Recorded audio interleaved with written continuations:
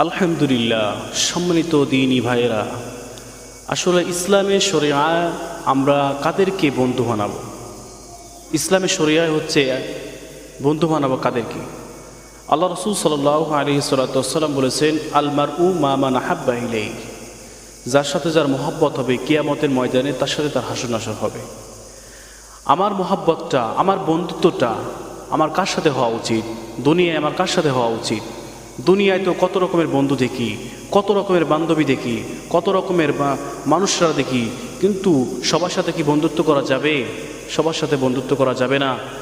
আল্লাহ রাসূল সাল্লাল্লাহু আলাইহি ওয়াসাল্লাম বলেন, বন্ধুত্ব তার সাথে করবা যার সাথে বন্ধুত্ব করলে তোমার পরকালের কথা স্মরণ হয়, যার সাথে বন্ধুত্ব করলে তোমার আখিরাতের কথা স্মরণ হবে, যার সাথে বন্ধুত্ব করলে তুমি আল্লাহ তাআলাকে খুঁজে পাবা, তার সাথে তুমি বন্ধুত্ব করো। আর আমার বন্ধুত্ব হবে এমন একটা মানুষের সাথে, যেই মানুষটার সাথে বন্ধুত্ব হলে আমার পরকালের কথা বেশি বেশি স্মরণ হবে, আমার তার সাথে করা বন্ধুত্ব করা উচিত। প্রিয় ভাইয়েরা আমার, বন্ধুত্ব এমন একটা বিষয়, বন্ধুত্ব এমন একটা জিনিস, যে বন্ধুত্ব কারোর কারণে আমার কলাম হাসরের ময়দানে উঠতে হবে, তার সাথে আমার তার সাথে থাকতে হবে। এই জন্য আসলে বন্ধুত্ব আপনাদের যদি আমি দিল থেকে বোঝাতে পারতাম, মন থেকে বোঝাইতে পারতাম, বন্ধুত্ব আসলে কী জিনিস, বন্ধুত্ব ভালোবাসা, একজনের সাথে একজনের মহাব্বতটা কী জিনিস, আসলে আমার হাসরের ময়দানের অবস্থা কেমন হবে, আমি পরকাল জগতের ময়দানের অবস্থা কেমন হবে, যদি এইটা চিন্তা ফিকির করি, তাহলে আমার বন্ধুর সিলেক্ট করার দরকার আছে। দুনিয়ায় আমার বন্ধুর সিলেক্ট করতে হবে।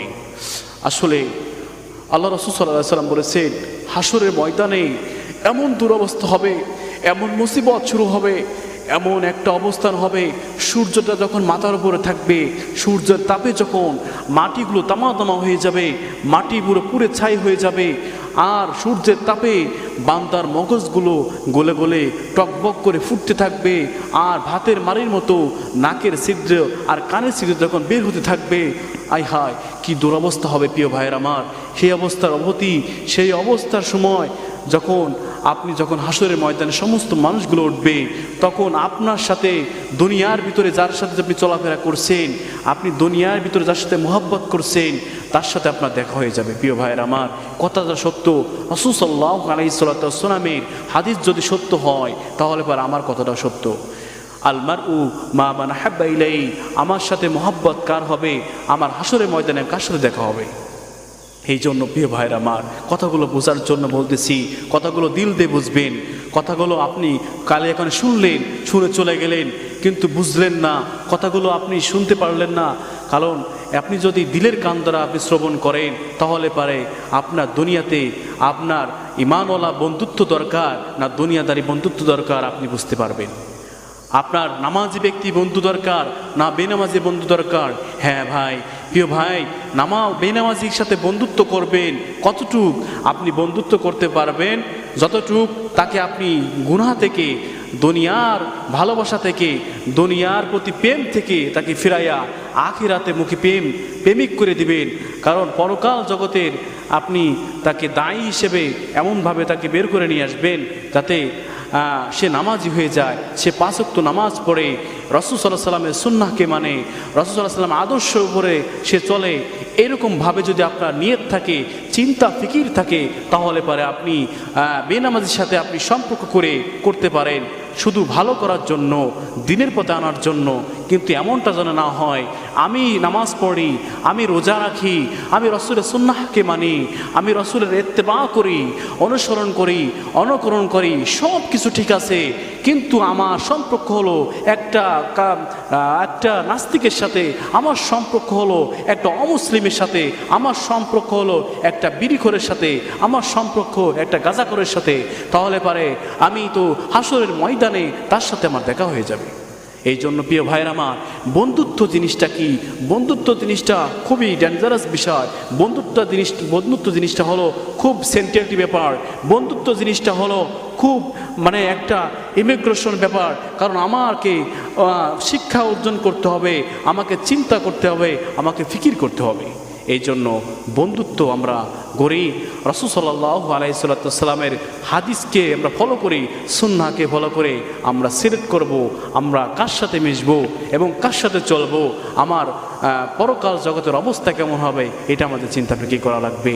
এই জন্য বন্ধুত্ব আমি তার সাথে করব যাকে দেখলে, যার কথা শুনলে, যার সাথে চললে আমার পরকালকে স্মরণ হয়, পরকালের কথাকে মনে হয়, আবার নামাজের দিকে আগ্রহ বাড়ে, আমি তার সাথে বন্ধুত্ব করব। কবি বলেছেন, মাশুকে হাজার দোস্ত মেরে দিল না দেহি আর মি দেহি দে কামামা ইবানিহি।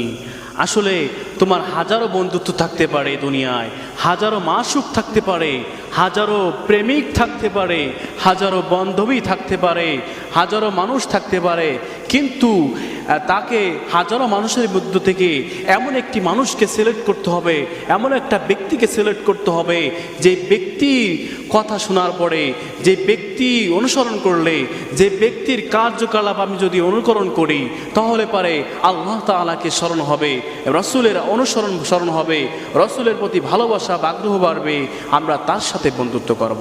বন্ধুত্ব আমার অনেক হয়, দুনিয়ার ভিতরে বন্ধুত্ব অনেক আছে, অনেক বন্ধুত্ব আসবে চলে যাবে, কিন্তু সেই বন্ধুটাকে খুঁজতে হবে যেই বন্ধুটার জন্য আমি অপেক্ষায় আছি। ওই যে আমরা কথায় আছে, হাজারো মানুষের ভিড়ে আসল মানুষের বড় অভাব। আসল মানুষ খুবই পাওয়া যায় না, আসল মানুষ খুবই কষ্টকর, মানে খুবই অতিষ্ঠ হয়ে যেতে হয় যে আসল মানুষটা কি, আসল মানুষ খুঁজে পাওয়া যায় না। এই জন্য প্রিয় ভাইয়ের আমার, আমাদের দিনের পথে আসলে রাসূলের সুন্নাহ পথে আমরা মানুষকে সিলেক্ট করব, রাসূলের আদর্শ মানুষকে আমরা ফলো করব। আলেম ওলামা, দিন দরালা ব্যক্তি, নামাজি ব্যক্তি, বুজুর্গানে দিন, যাদেরকে আমি ফলো করলে পারে পরকাল জগৎ আমার শান্তি হবে, পরকাল জগতে আমি মুক্তি পাব, সেই ব্যবস্থা করতে হবে। সেই মানুষটাকে আমাদের সাথে নিতে হবে, সেই মানুষের সঙ্গে আমাদের মিশতে হবে। এই জন্য স্পষ্ট হাদিসের মধ্যে ঘোষণা হয়েছে, হাদিসের মধ্যে আলমারু মা মান আহাব্বা ইলাই। দেখেন আসলে আহাব্বাতিল্লাহি, আসলে আমি যে আল্লাহর জন্য ভালোবাসবো, ওয়াহিব্বুকুম ফিল্লাহ, আমি যদি কাউকে ভালোবাসি বা কারোর মোহাব্বত করি আল্লাহর জন্য ভালোবাসতে হবে। ওয়াহিব্বুকুম ফিল্লাহ, আমি আল্লাহর জন্য যদি ভালোবাসি, আল্লাহর জন্য যদি মোহাব্বত করি, আল্লাহ তাআলা সন্তুষ্ট হবেন এবং আল্লাহ তাআলা আপনাকে মাফ করে দিবেন।